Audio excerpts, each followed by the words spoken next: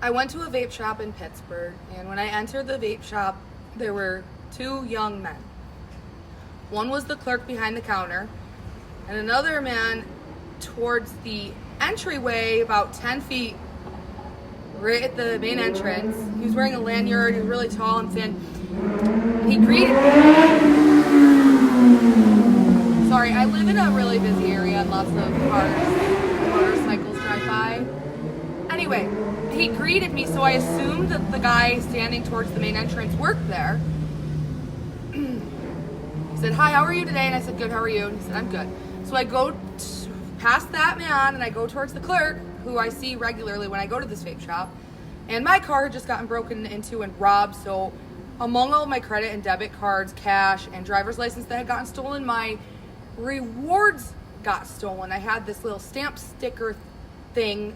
Every time I spend a certain amount of money, I get a stamp. So I'm talking to him and I'm asking if I can have a replacement. And he said, "Oh yeah," and he actually put the stickers back on for me, which was so kind. He was younger, and I noticed he was like shaky. He was shaky. And so I tell him which vapes I want. He grabs the vapes for me. He asks me if I want a bag. And I said, "Oh no, I don't need a bag, that's fine. I'm just parked right out front." He says, "Okay," and he like grabs me a bag anyway and puts my vapes in it. And I pay, and we're just having a talk, and then it's time for me to leave. And so when I'm exiting the vape shop, that same guy who greeted me kind of like said, "Hey, do you think you could do me a favor and go across the street and get my bottle?" And I looked at him and I said, "Your bottle?" And he said, "Yeah, could you just go across the street? Because I don't have my ID. Could you go buy me my bottle?" And I looked at him and I said, "Oh, no, I'm sorry." Because I realized there was a liquor store across the street from the vape shop. I said, "Oh, no, I'm so sorry. I'm too paranoid for that. I can't do that."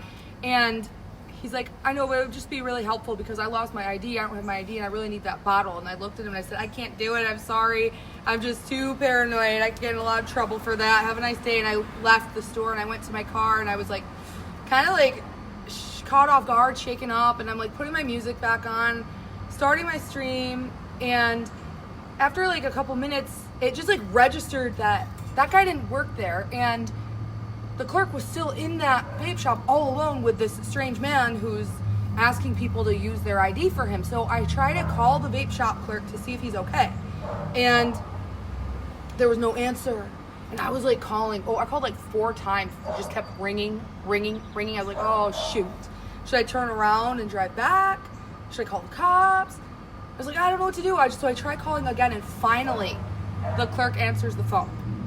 I said, "Hey, I was just in your shop and I was the one who got the stamp sticker thing. I bought some vapes and I just wanted to see if you were okay because that guy was kind of strange asking people if they could buy him something because they had ID." He said, "Oh yeah. I actually had to say I was going on a break and had to lock up the store just to get him out of there, but he said he doesn't mind if he stands there, if he's hanging out." He didn't really know what to do. So that was actually so smart of the clerk, and I'll tell you why.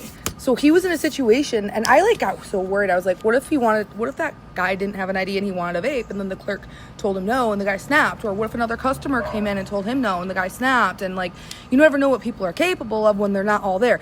And so that clerk was really smart because he was respectful, he was kind, he was empathetic, and he was very smart and witty by saying, "Oh, I really have to take my break now. I'm sorry, you have to go because I have to lock the store up while I take my breaks."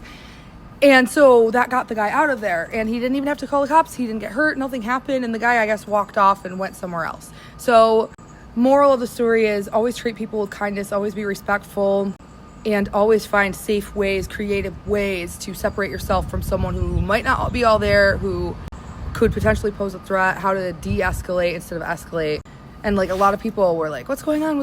Because I was on a kick stream while this was happening when I was like kind of panicking, worrying about this guy. And that's my story for the day. Obviously, if anyone asks you to purchase something for them using your ID, don't do it because that person could be a minor. Also, it's illegal. So anything you purchase with your ID, you are responsible for. This day and age, it's not that difficult to get an ID online, stuff like that. I would know because I just had my driver's license stolen out of my car when it got burglarized and broken into. And that's really all I have to say. Bye.